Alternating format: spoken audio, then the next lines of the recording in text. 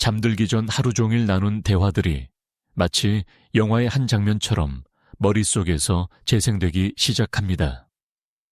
오늘 오후 동료와 나눈 짧은 대화, 어제 가족과의 저녁 식사에서 오고 간 말들, 심지어는 며칠 전 지나가듯 나눈 인사말까지도 말이죠. 처음에는 단순히 하루를 되돌아보는 것 같았지만 점점 더 깊이 빠져들게 됩니다.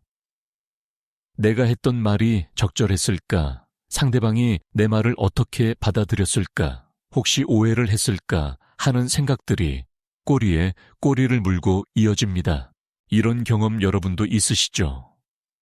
특히 밤이 깊어질수록 이런 생각들은 더욱 선명해지고 강렬해집니다. 마치 누군가가 리모컨을 쥐고 같은 장면을 반복 재생하는 것처럼 말이에요.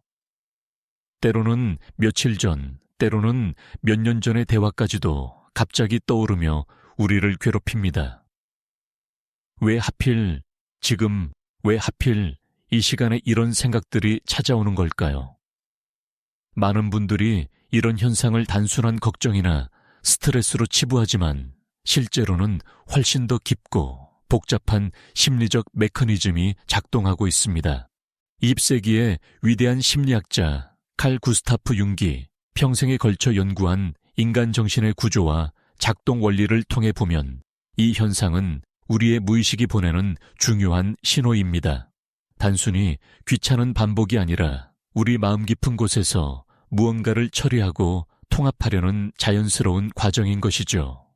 융의 관점에서 보면 우리가 밤마다 과거의 대화를 반복하는 것은 의식과 무의식 사이의 대화가 아직 완료되지 않았음을 의미합니다. 우리의 정신은 완전함을 추구하는 본능적 욕구가 있고 완결되지 않은 감정이나 생각들은 계속해서 의식의 표면으로 떠올라 우리의 주의를 끌려고 합니다. 마치 퍼즐의 마지막 조각을 찾아 헤매는 것처럼 우리의 마음은 그 대화에서 놓친 무언가를 찾고 있는 것입니다. 하지만 더 흥미로운 것은 이런 경향을 보이는 사람들에게는 특별한 공통점이 있다는 사실입니다. 윤기 제시한 심리 유형론에 따르면 이들은 주로 감정 기능이 발달한 내향적 성격의 소유자들입니다. 이들은 단순히 대화의 내용만을 기억하는 것이 아니라 그 순간의 감정 분위기, 심지어는 말하지 않은 것들까지도 민감하게 감지하고 기억합니다. 그들에게 대화는 단순한 정보 교환이 아니라 깊은 감정적 경험이자 인간관계의 미묘한 조율 과정인 것입니다.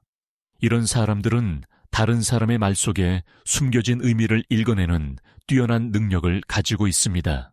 상대방이 무심코 던진 한마디에서도 그들의 진짜 감정을 파악할 수 있고, 표면적으로는 괜찮아 보이는 대화에서도 미묘한 불협화음을 감지해냅니다.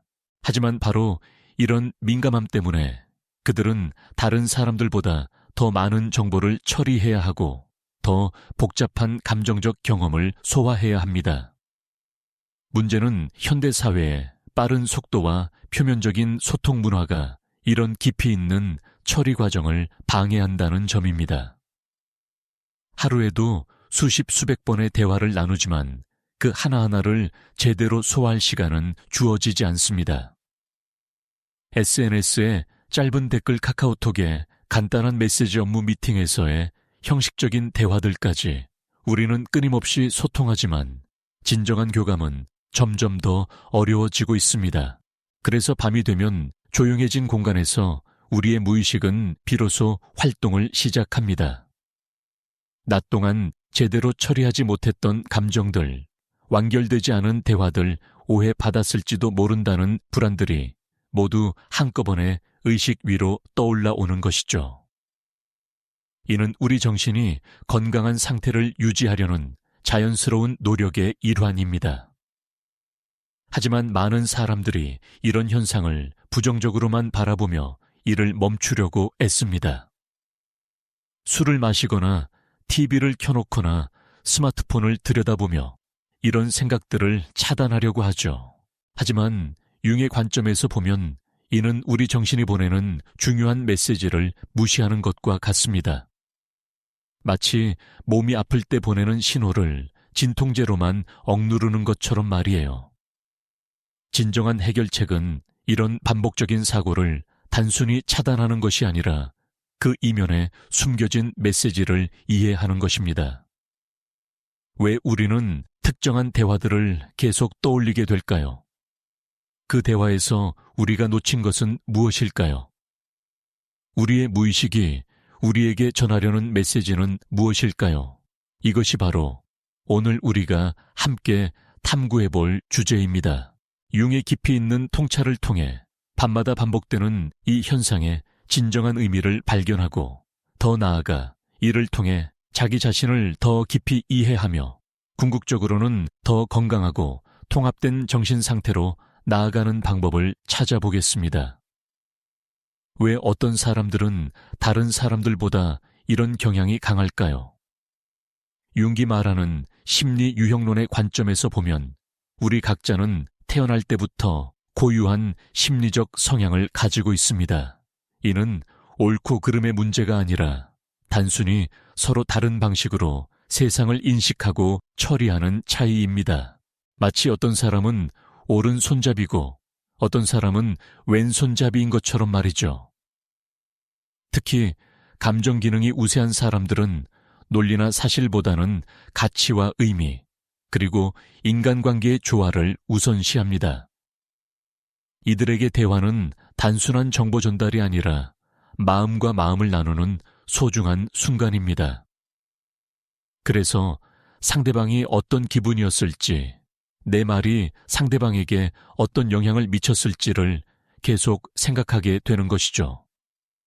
더욱이 내향적 성향을 가진 사람들은 외부 세계보다는 내부 세계에 더 많은 에너지를 집중합니다. 이들은 경험을 즉시 표현하기보다는 마음속에서 깊이 소화하고 반추하는 경향이 있습니다. 그래서 대화가 끝난 후에도 그 내용을 계속 되새기며 그 속에서 새로운 의미를 발견하려고 노력합니다. 하지만 여기서 중요한 것은 이런 성향 자체가 문제가 아니라는 점입니다. 오히려 이는 깊이 있는 이해와 진정한 공감 능력을 가능하게 하는 귀중한 재능입니다. 문제는 이런 성향을 건강하게 활용하지 못하고 자기 비판과 걱정의 도구로 사용할 때 발생합니다. 윤근 인간의 정신이 대극의 조화를 통해 발전한다고 보았습니다. 의식과 무의식, 이성과 감정 내향성과 외향성 같은 대립되는 요소들이 균형을 이룰 때 진정한 성장이 가능하다는 것이죠. 따라서 밤마다 반복되는 대화 역시 이런 균형을 찾아가는 과정의 일부로 이해할 수 있습니다. 낮 동안 우리는 주로 외부 세계의 요구에 맞춰 살아갑니다. 업무를 처리하고 사람들을 만나고 여러 가지 역할을 수행하며 바쁘게 지냅니다. 이 과정에서 우리의 진정한 감정이나 생각들은 종종 뒷전으로 밀려나게 됩니다. 하지만 밤이 되어 조용해지면 억압되었던 무의식의 내용들이 의식으로 떠올라오며 균형을 회복하려고 시도합니다. 이때 떠오르는 과거의 대화들은 단순한 기억이 아닙니다. 그것들은 우리가 낮 동안 제대로 표현하지 못했던 감정들, 완전히 이해하지 못했던 상황들, 그리고 아직 통합되지 않은 경험들의 상징적 표현입니다. 융의 용어로 말하면 이는 개성화 과정의 일부로서 우리가 더 완전한 자기 자신이 되어가는 자연스러운 여정인 것입니다. 예를 들어 며칠 전 상사와 나눈 짧은 대화가 계속 머릿속에 맴돌고 있다고 해보겠습니다. 표면적으로는 별것 아닌 업무 관련 대화였지만 그 순간 느꼈던 미묘한 긴장감이나 불편함이 아직 해결되지 않은 상태인 것이죠. 우리의 무의식은 그 상황에서 진정으로 느꼈던 것이 무엇인지, 그리고 앞으로 비슷한 상황에서 어떻게 대처해야 할지를 알아내려고 계속 그 장면을 재생하고 있습니다. 또 다른 예로 친구와의 대화에서 무언가 어색한 침묵이 있었던 순간을 계속 떠올리게 되는 경우도 있습니다. 이때 우리의 마음은 그 침묵의 의미를 파악하려고 노력하고 있습니다. 친구가 실망했던 것일까? 내가 무심한 말을 했던 것일까? 아니면 단순히 할 말이 없었던 것일까? 이런 질문들은 우리가 인간관계에서 어떤 위치에 있는지, 그리고 어떻게 더 나은 관계를 구축할 수 있는지를 탐구하는 과정입니다. 하지만 많은 사람들이 이런 자연스러운 과정을 부정적으로 받아들입니다. 특히 현대 사회에서는 빠르고 효율적인 것이 좋은 것으로 여겨지기 때문에 이런 반복적인 사고를 시간 낭비나 생산성 저하로 인식하게 됩니다. 하지만 융의 관점에서 보면 이는 우리 정신의 자기 치유와 성장을 위한 필수적인 과정입니다. 문제는 이런 과정이 건설적인 방향으로 흘러가지 않고 자기 비판과 후회의 악순환으로 빠질 때 발생합니다. 과거의 대화를 되새기면서 자신을 계속 탓하거나 상황을 바꿀 수 없다는 무력감에 빠지게 되면 이는 더 이상 건강한 처리 과정이 아닌 병적인 반복 강박이 됩니다. 그렇다면 어떻게 해야 이런 야간의 대화 반복을 건강한 자기 성장의 기회로 만들 수 있을까요? 윤기 제시한 몇 가지 중요한 원칙들이 있습니다. 첫째는 받아들임의 태도입니다. 이런 생각들이 떠오르는 것 자체를 문제로 보지 말고 우리 정신이 보내는 자연스러운 신호로 받아들여야 합니다. 마치 배가 고플 때 나오는 소리를 듣는 것처럼 이런 반복적인 사고도 우리 마음이 무언가를 필요로 한다는 신호로 이해해야 합니다. 둘째는 관찰의 태도입니다. 그 대화를 단순히 반복해서 생각하는 것이 아니라 마치 제3자의 입장에서 관찰하듯이 바라보는 것입니다.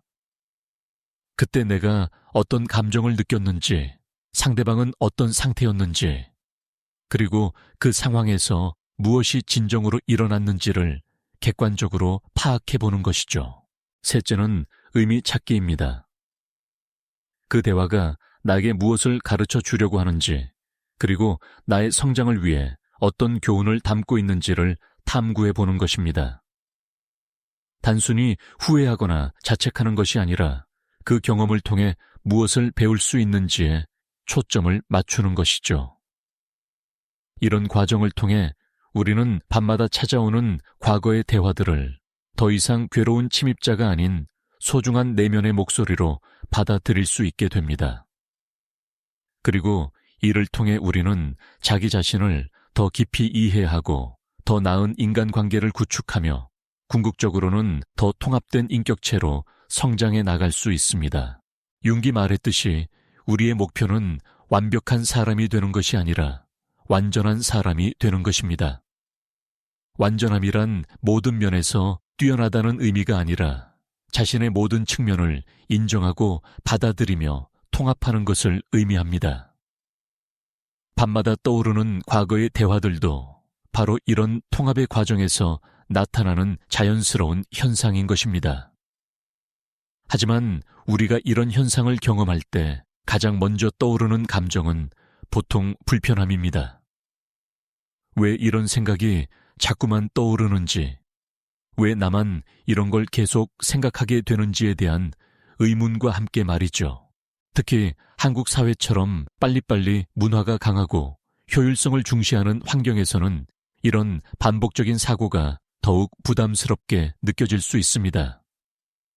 많은 한국인들이 어릴 때부터 빠른 판단과 결정을 내리도록 교육받아 왔고 깊이 생각하거나 오래 고민하는 것을 우유부단함으로 여기는 경향이 있습니다. 하지만 융의 심리학에서는 이런 깊은 내적 처리 과정을 매우 중요하게 봅니다. 특히 동양적 사고방식과 서양적 사고방식을 통합하려고 노력했던 융에게 있어서 급하게 결론을 내리기보다는 충분히 숙고하는 과정은 지혜로운 삶의 필수 요소였습니다. 실제로 융은 말년에 동양 철학과 불교, 그리고 도교에 깊은 관심을 보였습니다. 특히 명상과 같은 내적 성찰 과정을 서양 심리학과 결합하려고 노력했죠. 이런 관점에서 보면 우리가 밤마다 과거의 대화를 되새기는 것은 일종의 자연스러운 명상 과정이라고 할 수 있습니다. 다만 이것이 건설적인 명상이 되느냐 아니면 파괴적인 반복 강박이 되느냐는 우리가 어떤 태도로 접근하느냐에 달려 있습니다. 한국 전통 문화에서도 이와 비슷한 개념들을 찾아볼 수 있습니다. 예를 들어 조선시대 선비들이 중시했던 성찰의 문화나 불교에서 말하는 관조의 자세 같은 것들 말이죠. 이런 전통들은 모두 급하게 결론을 내리기보다는 충분한 시간을 가지고 깊이 생각해보는 것의 중요성을 강조합니다. 하지만 현대 한국 사회에서는 이런 전통적 가치들이 많이 사라지고 대신 빠른 성과와 즉각적인 해결책을 추구하는 문화가 자리 잡았습니다. 이런 환경에서 자연스럽게 나타나는 내적 처리 과정을 오히려 비효율적이거나 문제가 있는 것으로 여기게 된 것이죠. 하지만 융의 관점에서 보면 이런 내적 처리 과정을 무시하거나 억압하는 것은 장기적으로 더 큰 문제를 야기할 수 있습니다. 정신적 에너지는 사라지는 것이 아니라 다른 형태로 전환되기 때문에 의식적으로 처리하지 않은 내용들은 무의식에 축적되어 나중에 더 심각한 증상으로 나타날 수 있기 때문입니다. 예를 들어 계속해서 쌓이는 미해결된 감정들은 나중에 우울증이나 불안장애 또는 다양한 신체적 증상으로 나타날 수 있습니다. 융기 말하는 그림자의 개념도 이와 관련이 있는데 우리가 의식적으로 인정하고 싶지 않은 부분들이 무의식에 축적되어 결국은 우리의 행동과 감정에 부정적인 영향을 미치게 된다는 것입니다. 따라서 밤마다 떠오르는 과거의 대화들을 단순히 귀찮은 것으로 치부하고 억누르려고 하기보다는 이를 통해 우리의 무의식이 전하려는 메시지를 들어보는 것이 더 건강하고 지혜로운 접근법입니다. 그렇다면 구체적으로 어떻게 해야 할까요? 융기 제시한 개성화 과정의 원리들을 일상생활에 적용해 보겠습니다. 가장 먼저 해야 할 일은 자기 관찰입니다. 어떤 종류의 대화들이 자주 떠오르는지, 그리고 그런 대화들이 언제 주로 생각나는지를 파악해 보는 것입니다. 예를 들어 주로 갈등 상황이나 오해가 있었던 대화들이 떠오르는지 아니면 좋았던 순간들도 함께 생각나는지를 살펴보세요. 또한 이런 생각들이 어떤 감정을 동반하는지도 중요합니다. 주로 후회나 자책감이 드는지 아니면 그리움이나 아쉬움 같은 감정인지에 따라 그 의미가 달라집니다. 후회와 자책이 주된 감정이라면 이는 우리가 자기 자신에게 너무 엄격한 잣대를 적용하고 있음을 의미할 수 있습니다. 반면에 그리움이나 아쉬움이 주된 감정이라면 이는 더 깊은 연결과 이해를 원하는 마음의 표현일 수 있습니다. 두 번째로는 그 대화들에서 공통적인 패턴을 찾아보는 것입니다. 예를 들어 자주 떠오르는 대화들이 모두 권위적인 사람들과의 대화인지 아니면 가까운 사람들과의 개인적인 대화인지를 살펴보세요. 또는 내가 말을 많이 했던 상황인지 아니면 주로 듣기만 했던 상황인지도 중요한 단서가 될 수 있습니다. 만약 권위적인 사람들과의 대화가 자주 떠오른다면 이는 권력관계나 인정받고 싶은 욕구와 관련된 미해결 감정이 있을 수 있습니다. 반대로 가까운 사람들과의 대화가 주로 떠오른다면 이는 친밀감이나 소속감에 대한 욕구와 관련이 있을 수 있습니다. 세 번째로는 그 대화에서 내가 진정으로 표현하고 싶었던 것이 무엇인지를 탐구해 보는 것입니다. 종종 우리는 실제로 하고 싶었던 말과 실제로 한 말 사이에 차이가 있습니다. 사회적 관례나 예의 또는 상황의 제약 때문에 진짜 하고 싶었던 말을 하지 못한 경우가 많죠. 예를 들어 상사가 불합리한 요구를 했을 때 속으로는 반박하고 싶었지만 실제로는 그냥 네 알겠습니다 라고만 대답했다면 우리의 무의식은 계속해서 그 억압된 반응을 처리하려고 할 것입니다. 이때 중요한 것은 그때 그 말을 하지 않은 자신을 비난하는 것이 아니라 그런 상황에서 느꼈던 감정을 인정하고 받아들이는 것입니다. 네 번째로는 상대방의 입장에서 그 상황을 바라보는 연습을 해보는 것입니다. 윤기 강조한 공감 능력의 개발은 바로 이런 관점 전환에서 시작됩니다. 내가 계속 생각나는 그 대화에서 상대방은 어떤 기분이었을까요? 그들도 나와 비슷한 고민을 하고 있었을까요? 이런 관점 전환을 통해 우리는 그 상황을 더 객관적으로 바라볼 수 있게 되고, 혹시 내가 과도하게 해석했거나 오해했던 부분들을 발견할 수도 있습니다. 또한 상대방도 나와 같은 인간으로서 실수할 수 있고 완벽하지 않을 수 있다는 것을 받아들이게 되면서 관계에 대한 더 현실적이고 건강한 관점을 갖게 됩니다. 다섯 번째로는 그 경험을 통해 배울 수 있는 교훈이 무엇인지를 찾아보는 것입니다. 융의 개성화 과정에서 가장 중요한 것 중 하나는 모든 경험을 성장의 기회로 전환시키는 능력입니다. 아무리 불편하거나 후회스러운 경험이라도 그것을 통해 우리가 배울 수 있는 무언가가 있다면 그것은 가치 있는 경험이 됩니다. 예를 들어 친구와의 대화에서 상처를 받았다면 그 경험을 통해 나는 어떤 종류의 말에 민감하게 반응하는지, 그리고 앞으로 비슷한 상황에서 어떻게 대처하면 좋을지를 배울 수 있습니다. 또는 내가 다른 사람에게 상처가 되는 말을 했다면 그것을 통해 더 세심하고 배려 깊은 소통 방식을 익힐 수 있습니다. 여섯 번째로는 용서의 과정입니다. 이는 상대방을 용서하는 것뿐만 아니라 자기 자신을 용서하는 것도 포함합니다. 융은 용서가 단순히 도덕적 의무가 아니라 정신 건강을 위한 필수적인 과정이라고 보았습니다. 용서하지 않은 채로 남겨진 감정들은 계속해서 우리의 정신적 에너지를 소모시키고 새로운 관계나 경험을 방해할 수 있기 때문입니다. 하지만 용서는 그 상황을 정당화하거나 잊어버리는 것과는 다릅니다. 오히려 그 상황을 있는 그대로 인정하면서도 그것이 현재의 나에게 미치는 부정적인 영향을 끝내는 것입니다. 이는 과거의 경험을 지혜로 전환시키는 과정이기도 합니다.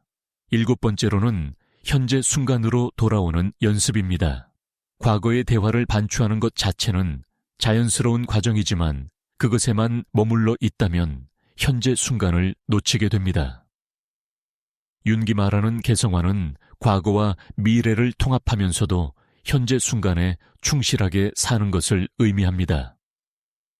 명상이나 호흡 연습 또는 간단한 신체 감각에 집중하는 것들이 모두 현재 순간으로 돌아오는 데 도움이 됩니다. 과거의 대화가 떠오를 때마다 지금 이 순간 나는 어떤 느낌인가 라고 자문해보는 것도 좋은 방법입니다. 여덟 번째로는 창조적 표현을 통한 처리입니다. 윤근 예술이나 창조적 활동이 무의식의 내용을 의식으로 가져오는 매우 효과적인 방법이라고 보았습니다. 글쓰기, 그림 그리기, 음악 만들기 등을 통해 그 대화에서 느꼈던 감정들을 표현해 보세요. 특히 일기 쓰기는 매우 효과적인 방법 중 하나입니다. 그 대화를 다시 써보거나 그때 하고 싶었던 말을 적어보거나 또는 그 상황에 대한 자신의 감정을 솔직하게 표현해 보세요. 이런 과정을 통해 머릿속에서만 맴돌던 생각들이 구체적인 형태를 갖게 되고 더 명확하게 이해할 수 있게 됩니다. 아홉 번째로는 신체적 접근입니다. 융근 정신과 몸이 서로 밀접하게 연결되어 있다고 보았습니다. 때때로 우리가 머리로는 어떤 대화를 잊으려고 해도 몸은 여전히 그때의 긴장이나 스트레스를 기억하고 있을 수 있습니다. 운동 마사지 요가 또는 간단한 스트레칭을 통해 몸에 쌓인 긴장을 풀어주는 것도 중요합니다. 특히 목과 어깨 부위는 대인관계 스트레스가 쌓이기 쉬운 부위이므로 이 부분을 중점적으로 관리해주는 것이 좋습니다. 열 번째로는 새로운 경험을 통한 균형 맞추기입니다. 과거의 대화에만 매몰되지 않고 새로운 사람들과 새로운 대화를 나누는 것도 중요합니다. 윤군 정신적 에너지가 고정되어 있지 않고 흘러다니는 것이라고 보았기 때문에 새로운 경험들이 기존의 패턴을 바꾸는데 도움이 될 수 있습니다. 하지만 여기서 주의해야 할 점은 새로운 경험을 과거의 것을 잊기 위한 도피 수단으로 사용해서는 안 된다는 것입니다. 오히려 과거의 경험을 충분히 소화한 상태에서 새로운 것들을 받아들일 때 진정한 성장이 가능합니다. 이런 방법들을 실천해 나가면서 우리는 점진적으로 밤마다 찾아오는 과거 대화들과 더 건전한 관계를 맺을 수 있게 됩니다. 그것들을 더 이상 괴로운 침입자로 보지 않고 우리 내면의 지혜로운 조언자로 받아들일 수 있게 되는 것이죠. 하지만 이 모든 과정에서 가장 중요한 것은 인내심입니다.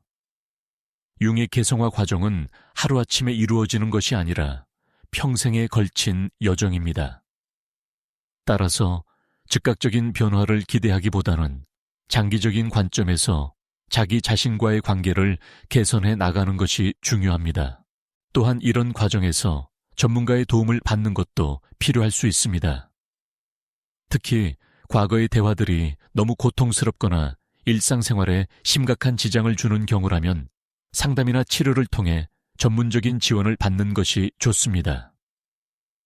융 자신도 자기 분석의 한계를 인정했고 때로는 다른 사람의 관점과 도움이 필요하다고 강조했습니다. 그렇다면 이런 현상이 나타나는 더 깊은 심리적 원인들은 무엇일까요? 융의 이론을 바탕으로 더 자세히 살펴보겠습니다. 첫 번째 원인은 완전성에 대한 욕구입니다. 융은 인간의 정신이 본능적으로 완전함을 추구한다고 보았습니다. 이는 도덕적 완벽함을 의미하는 것이 아니라 모든 부분이 조화롭게 통합된 상태를 의미합니다. 완결되지 않은 대화는 이런 완전성을 방해하는 요소로 인식되어 무의식이 계속해서 그것을 의식으로 올려보내는 것입니다. 예를 들어 중요한 사람과의 대화가 갑작스럽게 중단되었거나 하고 싶었던 말을 하지 못하고 끝났다면 우리의 정신은 그 대화를 완결시키려고 계속 노력합니다. 마치 완성되지 않은 그림을 보면 자꾸만 마저 그리고 싶어지는 것과 같은 심리입니다. 두 번째 원인은 관계에 대한 불안입니다. 인간은 사회적 동물이기 때문에 다른 사람들과의 관계가 자신의 생존과 직결된다고 느낍니다. 따라서 관계에서 발생한 미묘한 균열이나 오해는 무의식적으로 큰 위협으로 인식될 수 있습니다. 특히 애착 이론의 관점에서 보면 어린 시절의 경험이 성인이 된 후의 관계 패턴에 큰 영향을 미칩니다. 만약 어릴 때 부모나 주요 양육자와의 관계에서 안정감을 충분히 경험하지 못했다면 성인이 되어서도 관계에서의 작은 신호들에 과도하게 민감하게 반응할 수 있습니다. 세 번째 원인은 자아상과 현실 사이의 괴리입니다. 우리는 모두 자신에 대한 이상적인 이미지를 가지고 있습니다. 윤기 말하는 페르소나, 즉 사회적 가면이 바로 이것입니다. 하지만 실제 대화에서는 이런 이상적인 모습을 완벽하게 구현하지 못하는 경우가 많습니다. 예를 들어 자신을 침착하고 이성적인 사람이라고 생각하는 사람이 어떤 대화에서 감정적으로 반응했다면 이는 자아상과 현실 사이의 괴리를 만들어냅니다. 이런 괴리는 불편함을 야기하고 무의식은 이를 해결하기 위해 계속해서 그 상황을 되돌아보게 만듭니다. 네 번째 원인은 통제에 대한 욕구입니다. 많은 사람들이 대화를 포함한 모든 상황을 통제하고 싶어 합니다. 하지만 대화는 본질적으로 상호작용이기 때문에 완전한 통제가 불가능합니다. 상대방의 반응을 예측할 수 없고 상황이 원하는 대로 흘러가지 않을 수도 있습니다. 이런 통제의 한계를 경험했을 때 우리의 마음은 만약 내가 다른 말을 했다면 어땠을까? 만약 다른 방식으로 접근했다면 결과가 달랐을까라는 생각들로 가득 차게 됩니다. 이는 통제할 수 없었던 상황을 사후에라도 통제하려는 시도의 일환입니다. 다섯 번째 원인은 감정 처리의 미완료입니다. 융은 감정이 단순히 부수적인 현상이 아니라 그 자체로 중요한 정보를 담고 있다고 보았습니다.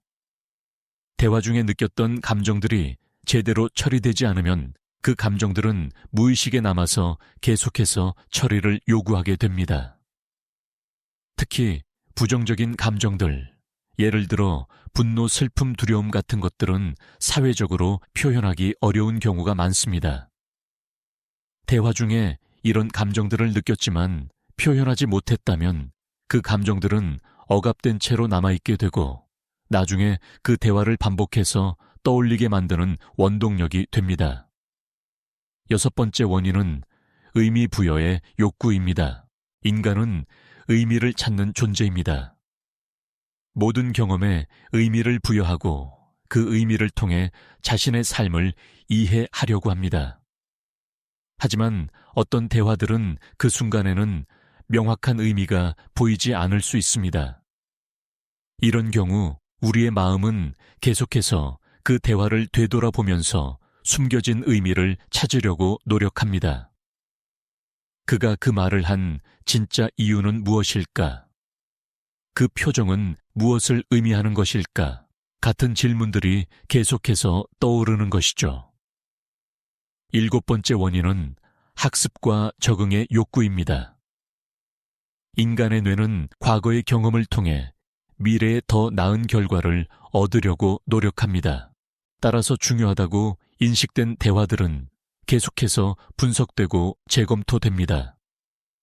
이는 비슷한 상황이 다시 발생했을 때 더 나은 대응을 하기 위한 준비 과정입니다. 하지만 때로는 이런 학습 과정이 과도하게 작동하여 반복 강박의 형태로 나타날 수 있습니다. 특히 완벽주의적 성향이 강한 사람들의 경우 모든 대화에서 완벽한 성과를 내려고 하기 때문에 더욱 집착적으로 과거의 대화들을 분석하게 됩니다. 여덟 번째 원인은 자기 정체성의 확립 욕구입니다. 우리는 다른 사람들과의 상호작용을 통해 자신이 누구인지를 확인하고 정의합니다. 따라서 중요한 대화들은 자기 정체성을 형성하고 유지하는 데 중요한 역할을 합니다. 만약 어떤 대화에서 자신의 정체성에 도전을 받았거나 예상과 다른 반응을 경험했다면 그것은 자기 이해에 혼란을 야기할 수 있습니다.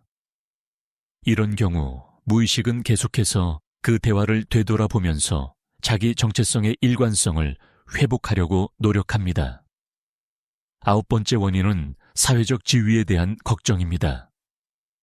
인간은 사회적 동물이기 때문에 자신의 사회적 지위나 평판에 대해 관심을 가집니다.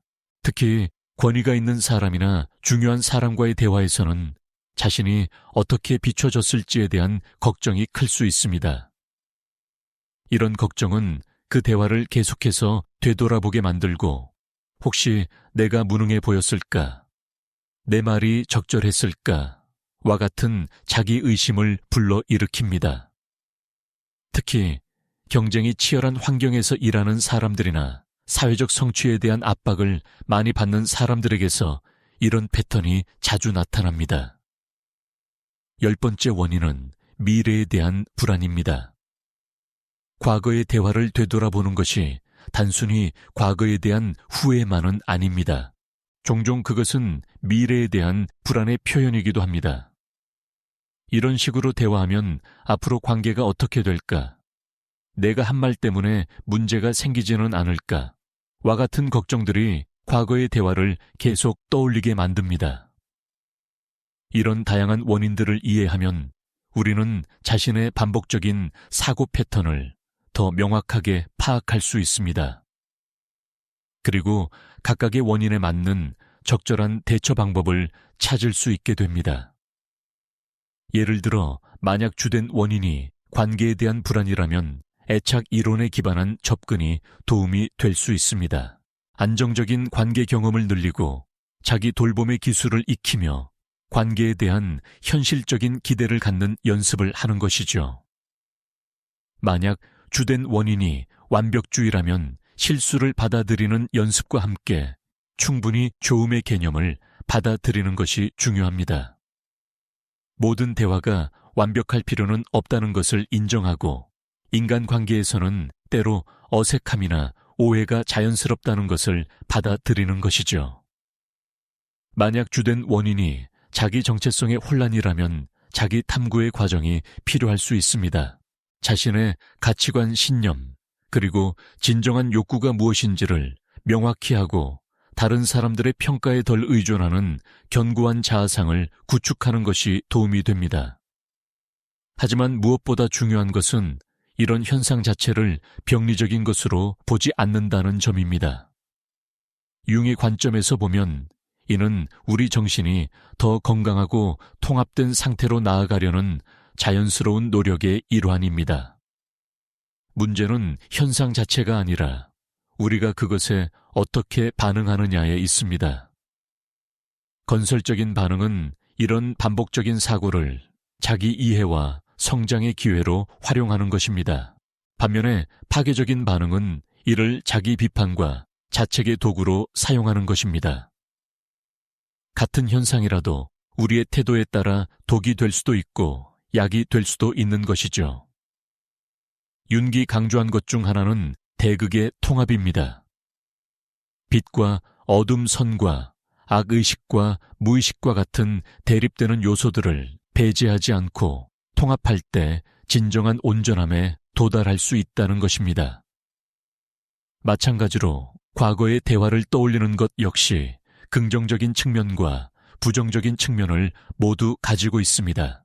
긍정적인 측면은 자기 성찰관계, 개선 감정 처리 학습과 성장의 기회를 제공한다는 점입니다. 부정적인 측면은 과도한 자기 비판, 현재 순간의 놓침, 그리고 반복 강박으로 발전할 수 있다는 점입니다. 건강한 접근은 이 두 측면을 모두 인정하면서 긍정적인 측면을 최대화하고 부정적인 측면을 최소화하는 것입니다. 이를 위해서는 메타인지적 접근이 필요합니다. 즉, 자신의 생각을 생각하는 능력을 기르는 것입니다. 아, 지금 내가 또 그 대화를 생각하고 있구나. 이것이 내게 무엇을 말해 주려는 것일까? 와 같은 방식으로 자신의 정신 활동을 관찰하는 것이죠. 또한 시간적 관점도 중요합니다. 어떤 대화가 계속 떠오른다면 그것을 처리하는 데 시간을 할애하되 그것이 전체 삶을 지배하지 않도록 적절한 경계를 설정하는 것이 필요합니다. 예를 들어 하루에 15분 정도는 그런 생각들을 의식적으로 탐구하는 시간으로 정하고 그 외의 시간에는 현재의 활동에 집중하는 것입니다. 융의 능동적 상상법도 매우 유용한 도구가 될 수 있습니다. 이는 의식적으로 상상을 통해 무의식의 내용과 대화하는 방법입니다. 계속 떠오르는 그 대화의 상대방과 상상 속에서 다시 만나서 하지 못했던 말을 해보거나 그들의 입장을 들어보는 것입니다. 이때 중요한 것은 상상 속의 대화를 통해 복수하거나 자신을 정당화하려고 하는 것이 아니라 진정한 이해와 화해를 추구하는 것입니다. 그때 당신이 그런 말을 한 이유가 무엇인지 이해하고 싶습니다. 제가 상처를 받았지만 당신도 힘든 상황이었을 것 같습니다. 와 같은 방식으로 접근하는 것이죠. 이런 상상적 대화를 통해 우리는 현실에서는 불가능한 완결성을 경험할 수 있습니다. 물론 이것이 현실의 관계를 대체할 수는 없지만 내적인 평화를 찾고 그 경험을 통해 배움을 얻는 데는 매우 효과적입니다. 또 다른 중요한 접근법은 신체적 차원의 통합입니다. 윤근 정신과 몸이 하나의 시스템이라고 보았습니다. 따라서 정신적인 작업과 함께 신체적인 작업도 병행하는 것이 효과적입니다. 과거의 대화를 떠올릴 때 몸에서 어떤 감각이 나타나는지 관찰해 보세요. 가슴이 답답해지는지, 어깨가 긴장되는지, 위가 불편해지는지 등을 살펴보는 것입니다. 그리고 그런 신체 감각을 완화시키는 방법들을 찾아보세요. 깊은 호흡, 부드러운 마사지, 따뜻한 차 한 잔 등이 모두 도움이 될 수 있습니다. 몸의 감각을 통해 우리는 생각만으로는 파악할 수 없는 정보들을 얻을 수 있습니다. 예를 들어 특정한 대화를 떠올릴 때 가슴이 답답해진다면 그것은 그 상황에서 느꼈던 억압감이나 답답함이 아직 해소되지 않았음을 의미할 수 있습니다. 이런 신체적 신호를 통해 우리는 더 정확하게 자신의 상태를 파악하고 적절한 대처를 할 수 있습니다. 또한 자연과의 연결도 중요한 치유 요소입니다. 융근 자연이 인간의 무의식과 깊이 연결되어 있다고 보았습니다. 공원을 산책하거나 바다를 바라보거나 단순히 창밖의 나무를 바라보는 것만으로도 과도하게 활성화된 정신활동을 진정시킬 수 있습니다. 자연의 리듬은 인간의 인위적인 시간 개념과는 다릅니다. 자연에는 급함이 없고 완벽함에 대한 강박도 없습니다. 나무는 자신만의 속도로 자라고 강물은 자신만의 길을 찾아 흘러갑니다. 이런 자연의 지혜를 통해 우리도 자신만의 속도로 성장하고 치유되어 갈 수 있다는 것을 배울 수 있습니다. 창조적 표현 역시 매우 강력한 치유 도구입니다. 융 자신도 그림을 그리고 조각을 만들며 자신의 무의식과 대화했습니다. 그가 그린 만다라들은 그의 내적 여정의 기록이자 치유의 과정이었습니다. 우리도 다양한 창조적 활동을 통해 말로 표현하기 어려운 감정들을 밖으로 꺼낼 수 있습니다. 그림, 음악, 춤, 글쓰기, 요리, 정원, 가꾸기 등 어떤 형태든 상관없습니다. 중요한 것은 결과물의 완성도가 아니라 그 과정에서 경험하는 해방감과 표현의 자유입니다. 예를 들어 계속 떠오르는 대화의 감정을 색깔로 표현해보거나 그 상황을 짧은 시로 써보거나 또는 그때의 기분을 몸짓으로 표현해보는 것입니다. 이런 활동들을 통해 우리는 언어의 한계를 넘어서 더 깊은 차원의 치유를 경험할 수 있습니다.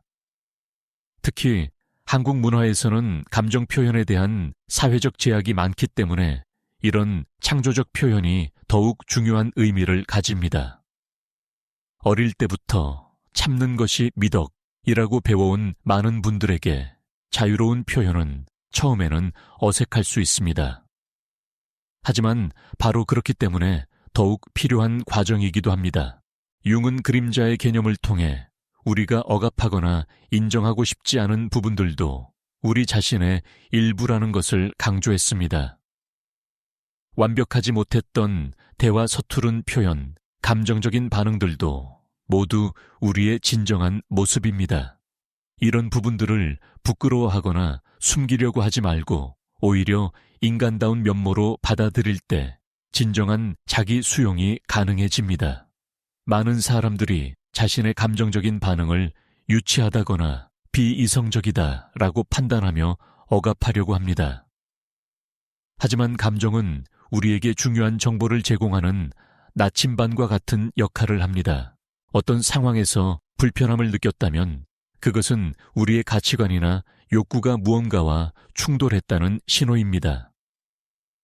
이런 신호를 무시하지 말고 주의 깊게 들어보는 것이 중요합니다. 또한 융의 집단 무의식 개념도 이 맥락에서 이해할 수 있습니다. 우리가 경험하는 많은 감정들과 반응들은 단순히 개인적인 것만이 아니라 인류 공통의 경험에서 나오는 것이기도 합니다.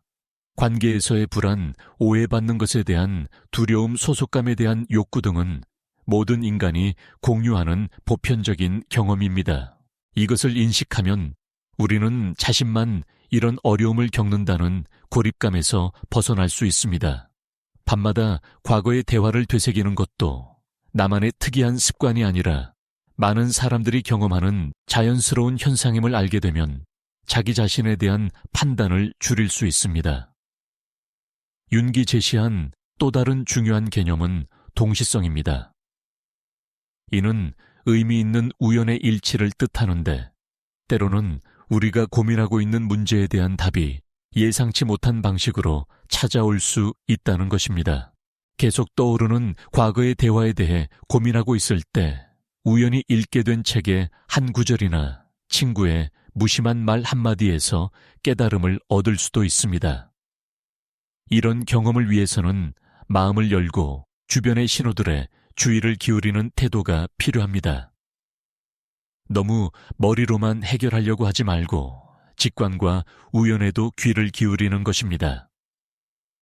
때로는 가장 예상치 못한 곳에서 가장 중요한 통찰이 찾아오기도 합니다. 하지만 이 모든 과정에서 가장 중요한 것은 자기 자신과의 관계입니다. 융의 개성화 과정의 최종 목표는 다른 사람들로부터의 인정이나 사회적 성공이 아니라 자기 자신과의 진정한 화해입니다. 자신의 모든 면을 받아들이고 자신만의 고유한 길을 걸어가는 용기를 갖는 것입니다. 이것이 바로 융기 말하는 개성화의 핵심입니다. 다른 사람의 기준이나 사회의 기대에 맞추려고 애쓰는 것이 아니라 자신의 진정한 본성을 발견하고 그것을 살아내는 것입니다. 이 과정에서 밤마다 떠오르는 과거의 대화들은 중요한 안내자 역할을 합니다. 예를 들어 어떤 대화가 계속 떠오른다면 그것을 통해 자신이 진정으로 중요하게 생각하는 가치가 무엇인지를 발견할 수 있습니다. 권위적인 사람의 말에 위축되었던 경험이 계속 떠오른다면 그것은 자신의 자율성과 독립성이 얼마나 중요한 가치인지를 말해주는 것일 수 있습니다. 반대로 누군가를 상처 주었던 말이 계속 떠오른다면 그것은 자신에게 연민과 배려가 얼마나 중요한 가치인지를 보여주는 것일 수 있습니다. 이렇게 과거의 경험들을 통해 우리는 자신의 가치 체계를 더 명확히 할 수 있고 그에 따라 미래의 행동을 조정할 수 있습니다. 또한 이런 과정을 통해 우리는 자신의 한계를 인정하고 받아들이는 법도 배울 수 있습니다. 모든 대화에서 완벽할 수는 없고 모든 사람을 만족시킬 수도 없다는 현실을 받아들이는 것입니다. 이는 포기나 체념을 의미하는 것이 아니라 현실적이고 건강한 자기 이해를 의미합니다. 융은 완벽함보다는 완전함을 이라고 말했습니다. 완벽함은 모든 면에서 흠이 없는 상태를 의미하지만 완전함은 모든 부분이 조화롭게 통합된 상태를 의미합니다. 우리의 장점뿐만 아니라 단점도 성공뿐만 아니라 실패도 기쁨뿐만 아니라 슬픔도 모두 우리 삶의 소중한 부분입니다. 이런 관점에서 보면 밤마다 떠오르는 과거의 대화들도 우리 삶의 완전함을 위한 필요한 요소입니다. 그것들은 우리에게 불편함을 주기도 하지만 동시에 성장과 깨달음의 기회도 제공합니다. 중요한 것은 그 균형을 찾는 것입니다. 만약 이런 생각들이 너무 압도적이거나 일상생활에 심각한 지장을 준다면 전문적인 도움을 받는 것이 좋습니다. 심리 상담이나 정신건강의학과 진료를 통해 더 체계적인 접근을 할 수 있습니다. 융 분석 심리학에 기반한 상담도 도움이 될 수 있습니다. 하지만 많은 경우 이런 현상은 전문적인 치료가 필요한 병적인 상태가 아니라 건강한 정신이 보여주는 자연스러운 반응입니다. 따라서 너무 걱정하지 말고 오히려 이를 자기 이해의 기회로 활용하는 것이 바람직합니다. 일상생활에서 실천할 수 있는 몇 가지 구체적인 방법들을 제안해 드리겠습니다. 첫째, 저녁 시간에 간단한 성찰 일기를 써보세요. 하루 동안 나눈 대화들 중에서 기억에 남는 것들을 적고 그때 느꼈던 감정을 솔직하게 표현해보세요. 이를 통해 무의식적으로 처리되던 감정들을 의식 차원으로 가져올 수 있습니다. 둘째, 잠자리에 들기 전에 감사 연습을 해보세요. 하루 동안 있었던 좋은 대화나 따뜻한 순간들을 떠올려 보는 것입니다. 이는 부정적인 기억들만 반복되는 패턴을 깨뜨리는 데 도움이 됩니다. 셋째 명상이나 마음 챙김 연습을 통해 현재 순간에 머무르는 능력을 기르세요.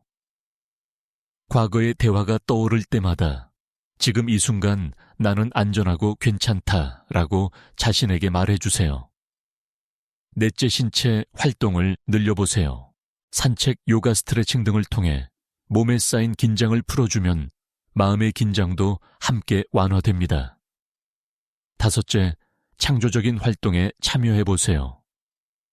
그림 그리기, 음악 듣기, 요리하기 정원, 가꾸기 등을 통해 다른 형태의 만족감과 성취감을 경험할 수 있습니다.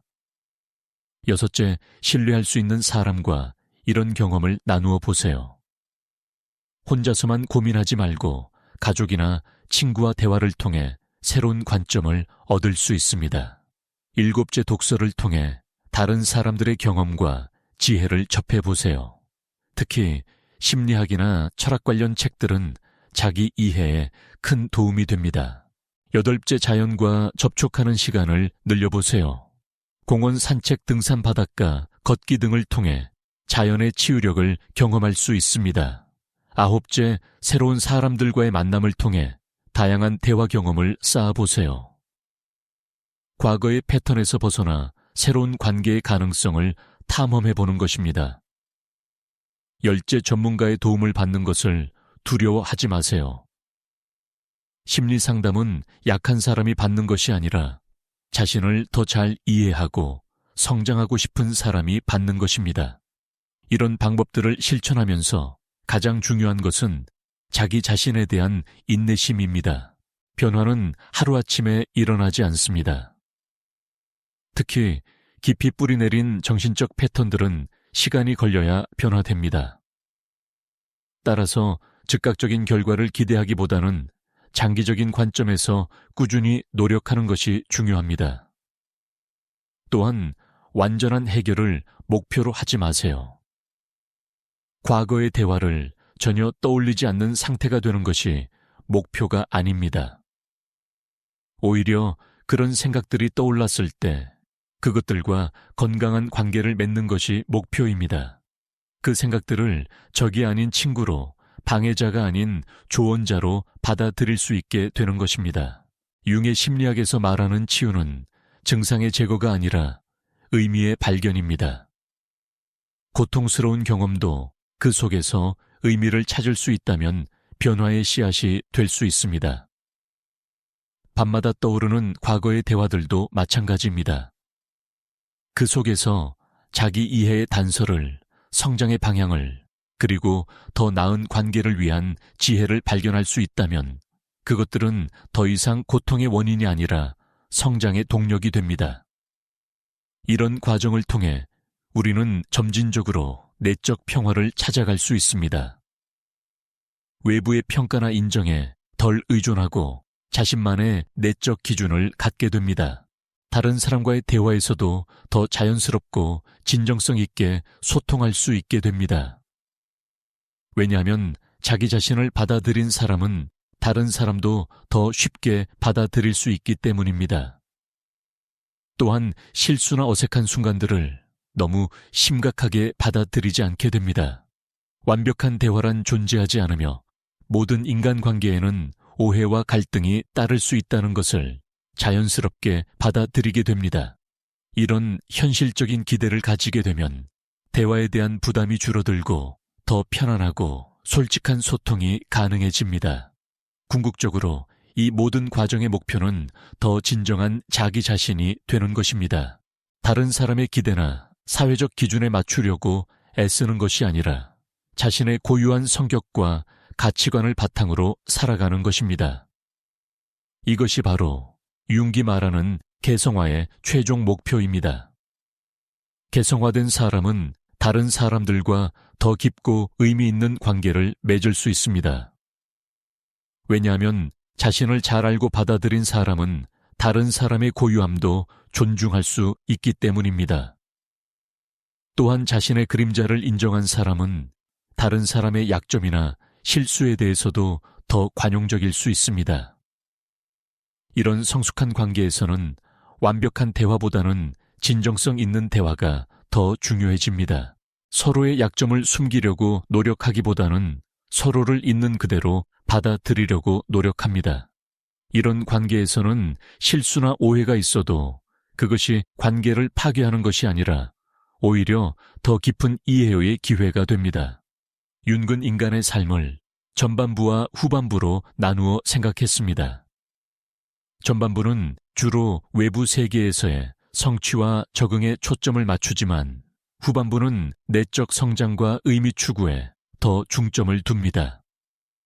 중년 이후에 많은 사람들이 과거를 돌아보고 삶의 의미를 찾으려고 하는 것도 이런 맥락에서 이해할 수 있습니다. 밤마다 과거의 대화를 떠올리는 것도 이런 내적 성장의 과정 중 하나일 수 있습니다. 단순히 현재의 문제나 증상으로만 보지 말고 더 깊은 삶의 의미를 찾아가는 여정의 일부로 이해한다면 다른 관점이 생길 수 있습니다. 특히 한국 사회에서는 나이가 들수록 체면이나 사회적 지위에 대한 부담이 커지는 경향이 있습니다. 하지만 융의 관점에서 보면 진정한 성숙은 이런 외적 기준들로부터 자유로워지는 것입니다. 다른 사람들이 나를 어떻게 볼 것인가 보다는 나 자신이 진정으로 원하는 삶이 무엇인가에 더 집중하게 되는 것입니다. 이런 내적 자유를 얻게 되면 대화에서도 더 자연스럽고 진정성 있게 표현할 수 있게 됩니다. 상대방에게 잘 보이려고 애쓰거나 완벽한 인상을 주려고 노력하기보다는 자신의 진솔한 생각과 감정을 나누는 것에 더 집중하게 됩니다. 이런 진정성은 상대방에게도 더 깊은 감동을 주고 더 의미 있는 관계로 발전시킬 수 있습니다. 또한 융의 원형 이론도 이 맥락에서 이해할 수 있습니다. 우리가 다른 사람들과 나누는 대화에서 때로는 특별한 감정이나 반응을 경험하는데 이는 단순히 개인적인 차원을 넘어선 더 깊은 층위의 만남일 수 있습니다. 어떤 사람은 우리에게 어머니의 원형을, 어떤 사람은 현자의 원형을, 또 어떤 사람은 그림자의 원형을 활성화시킬 수 있습니다. 이런 원형적 차원을 이해하면 우리는 인간관계에서 일어나는 강렬한 감정들을 더 잘 이해할 수 있습니다.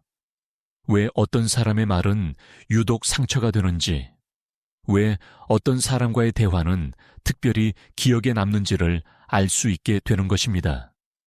이는 우리가 그 사람에게서 단순히 개인을 보는 것이 아니라 더 큰 인간적 의미를 투사하고 있기 때문일 수 있습니다. 이런 이해를 바탕으로 우리는 인간관계에서 일어나는 복잡한 감정들을 더 객관적으로 바라볼 수 있습니다. 누군가에게 과도하게 화가 나거나 상처받았다면 그것이 정말 그 사람 개인 때문인지 아니면 그 사람을 통해 활성화된 더 깊은 층위의 감정 때문인지를 구별할 수 있게 됩니다.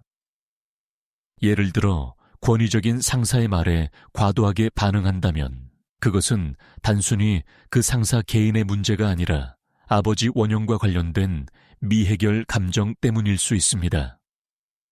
이를 인식하면 상황을 더 객관적으로 볼 수 있고 더 적절한 대응을 할 수 있게 됩니다. 또한 융의 그림자 개념도 대화에서 매우 중요합니다. 우리가 다른 사람에게서 특별히 싫어하거나 비판하는 부분이 있다면 그것은 종종 우리 자신 안에 있는 인정하고 싶지 않은 부분의 투사일 수 있습니다. 이를 그림자 투사라고 합니다. 예를 들어 누군가가 자기중심적으로 말하는 것을 보고 유독 불편해한다면 그것은 자신 안에도 그런 성향이 있지만 그것을 인정하기 싫어하기 때문일 수 있습니다. 이런 투사를 인식하고 자신의 그림자를 받아들이게 되면 다른 사람에 대한 판단도 줄어들고 더 균형 잡힌 관점을 가질 수 있게 됩니다. 그림자를 통합하는 것은 쉽지 않은 과정입니다. 우리가 싫어하거나 부끄러워하는 자신의 측면들을 인정하고 받아들여야 하기 때문입니다. 하지만 이 과정을 거쳐야만 진정한 자기 수용이 가능하고 다른 사람들과도 더 진정성 있는 관계를 맺을 수 있습니다. 융근 그림자를 통합한 사람이 더 창조적이고 생명력 있는 삶을 살 수 있다고 보았습니다. 왜냐하면 그림자 안에는 억압된 에너지와 가능성들이 들어있기 때문입니다. 예를 들어 착한 사람이라는 이미지를 유지하기 위해 분노를 억압해 왔다면 그 분노를 건강하게 통합할 때 더 강한 주장력과 자기보호 능력을 얻을 수 있습니다. 이런 관점에서 보면 밤마다 떠오르는 과거의 대화들도 우리의 그림자와 관련이 있을 수 있습니다. 그 대화에서 우리가 보여준 모습 중에 받아들이기 어려운 부분들이 계속해서 의식으로 올라오는 것일 수 있습니다. 예를 들어 평소 침착한 사람이라고 생각하던 자신이 어떤 대화에서 감정적으로 반응했다면 그 경험이 계속 떠오를 수 있습니다. 이런 경우 그 감정적 반응을 단순히 실수나 약점으로만 보지 말고 자신의 또 다른 측면으로 받아들이는 것이 중요합니다. 완벽하게 통제된 모습만이 진짜 자신이 아니라 때로는 감정적으로 반응하는 모습도 진짜 자신의 일부라는 것을 인정하는 것입니다. 이런 수용을 통해 우리는 더 완전한 자기 이해에 도달할 수 있고 미래의 대화에서도 더 자연스럽고 진정성 있게 행동할 수 있게 됩니다. 완벽한 모습을 유지하려는 부담에서 벗어나 더 인간다운 모습을 보여줄 수 있게 되는 것입니다. 융의 아니마와 아니무스 개념도 대인관계에서 중요한 역할을 합니다. 남성 안의 여성적 측면인 아니마와 여성 안의 남성적 측면인 아니무스가 투사되어 상대방에 대한 환상이나 오해를 만들 수 있기 때문입니다. 예를 들어 남성이 어떤 여성과 대화할 때 자신의 아니마를 투사하여 그 여성을 이상화하거나 반대로 폄하할 수 있습니다. 마찬가지로 여성이 어떤 남성과 대화할 때도 자신의 아니무스를 투사하여 현실과 다른 기대를 가질 수 있습니다. 이런 투사가 일어나면 실제 상대방과의 진정한 만남이 어려워집니다. 상대방을 있는 그대로 보는 것이 아니라 자신의 내적 이미지를 통해 보게 되기 때문입니다. 그래서 나중에 현실과 환상의 차이를 발견하게 되면 실망하거나 혼란을 경험하게 됩니다. 이런 투사를 인식하고 철회하는 것은 성숙한 관계를 위해 매우 중요합니다. 상대방에게 무언가를 투사하고 있는 것은 아닌지, 현실적인 기대를 가지고 있는 것인지를 스스로 점검해보는 것이 필요합니다. 또한 융의 외향성과 내향성 개념도 대화에서 중요합니다. 외향적인 사람과 내향적인 사람은 대화에서 서로 다른 에너지 흐름을 보입니다. 외향적인 사람은 말을 하면서 에너지를 얻는 반면 내향적인 사람은 듣고 생각하면서 에너지를 얻습니다. 이런 차이를 이해하지 못하면 오해가 생길 수 있습니다. 외향적인 사람은 내향적인 사람을 소극적이거나 관심 없어 하는 사람으로 오해할 수 있고, 내향적인 사람은 외향적인 사람을 성급하거나 깊이 없는 사람으로 오해할 수 있습니다. 자신의 성향을 이해하고 상대방의 성향도 존중하는 것이 건강한 대화의 기초입니다. 내향적인 사람이라면 대화 후에 충분한 혼자만의 시간을 가져서 그 경험을 소화하는 것이 자연스러운 과정임을 받아들이는 것이 중요합니다. 융의 사고, 감정, 감각, 직관의 4가지 기능도 대화에서 중요한 역할을 합니다. 사람마다 주로 사용하는 기능이 다르기 때문에 같은 대화라도 서로 다르게 인식하고 기억할 수 있습니다. 사고형 사람은 대화의 논리적 측면에 주목하는 반면, 감정형 사람은 그 대화가 주는 느낌이나 가치에 더 집중합니다. 감각형 사람은 구체적인 사실이나 현실적 내용을 중시하는 반면, 직관형 사람은 그 대화의 가능성이나 숨겨진 의미에 더 관심을 둡니다. 이런 차이를 이해하면 왜 같은 대화에 대해 서로 다른 기억이나 해석을 가지게 되는지 알 수 있습니다. 또한 자신과 다른 타입의 사람들과 소통할 때는 그들의 언어와 방식을 고려하는 것이 효과적입니다. 예를 들어 감정형 사람과 대화할 때는 논리적 설명보다는 공감과 이해를 표현하는 것이 더 효과적일 수 있습니다. 반대로 사고형 사람과 대화할 때는 감정적 호소보다는 명확한 근거와 논리를 제시하는 것이 더 설득력이 있을 수 있습니다. 이런 심리학적 이해를 바탕으로 우리는 대화에서 일어나는 다양한 현상들을 더 객관적으로 바라볼 수 있습니다.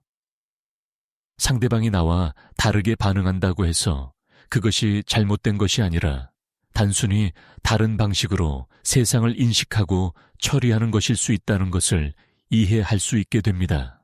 또한 자신의 성향을 명확히 알게 되면 어떤 상황에서 어떤 반응을 보일 가능성이 높은지도 예상할 수 있습니다.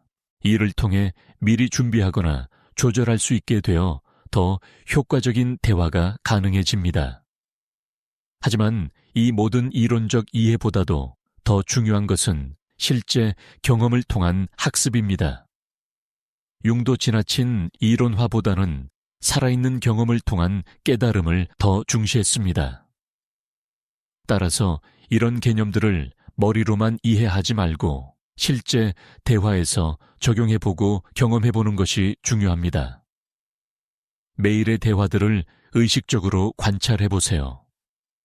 어떤 패턴이 반복되는지, 어떤 상황에서 어떤 감정이 생기는지, 어떤 타입의 사람들과 더 편안하게 소통하는지 등을 살펴보는 것입니다.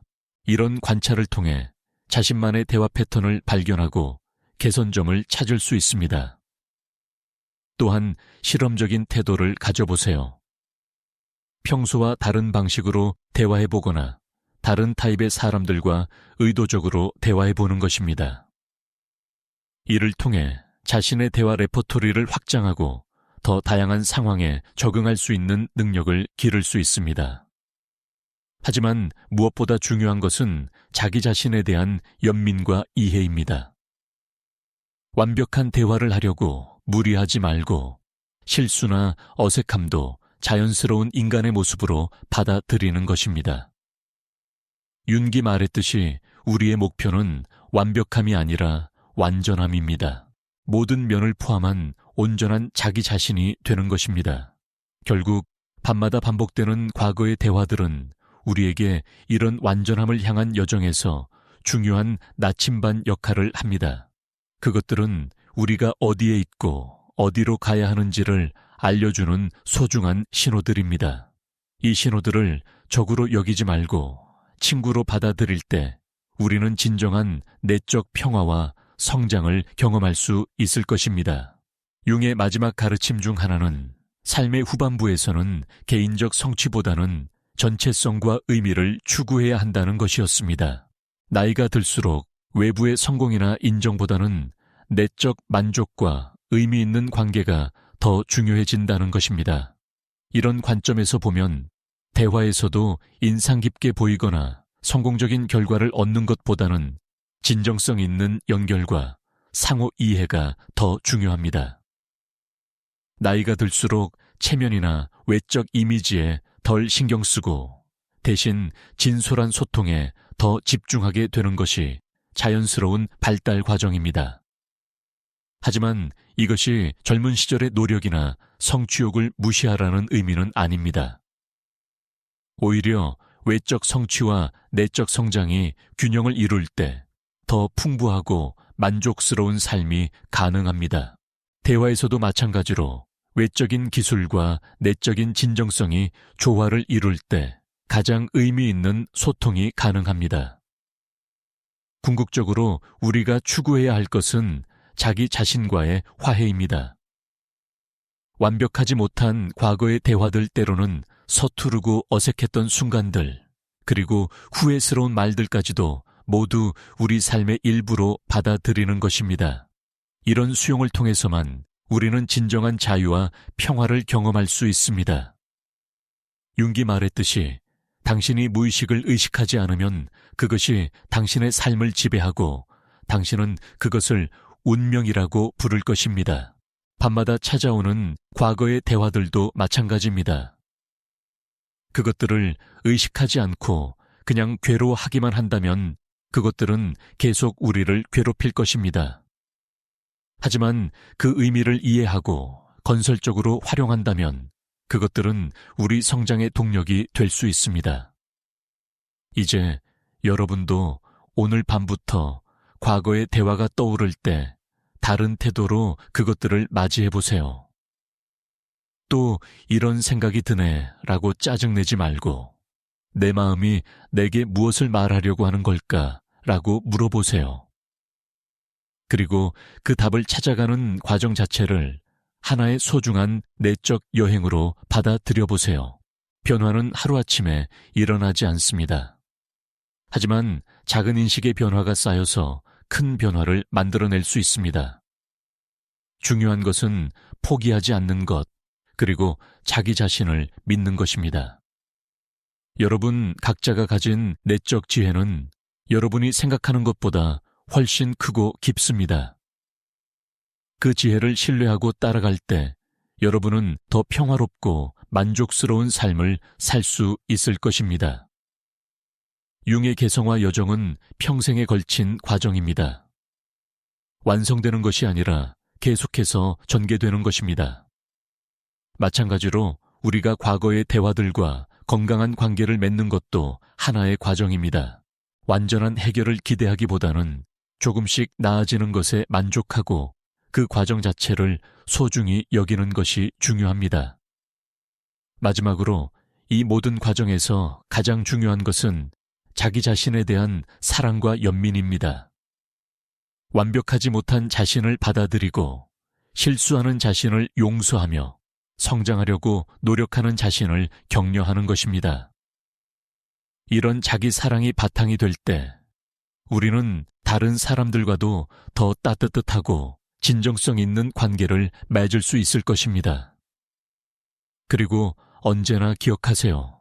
여러분이 밤마다 과거의 대화를 떠올리며 고민하는 것은 여러분이 관계를 소중히 여기고 더 나은 소통을 원하는 마음의 표현입니다.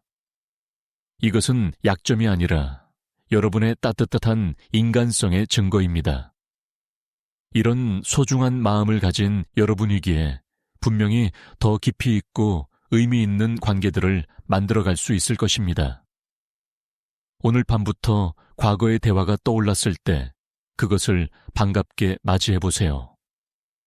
안녕, 또 만났네. 오늘은 네가 나에게 무엇을 가르쳐 주려고 하는 거니? 라고 물어보세요. 그리고 그 답을 들으며 자신과의 대화를 나누어 보세요.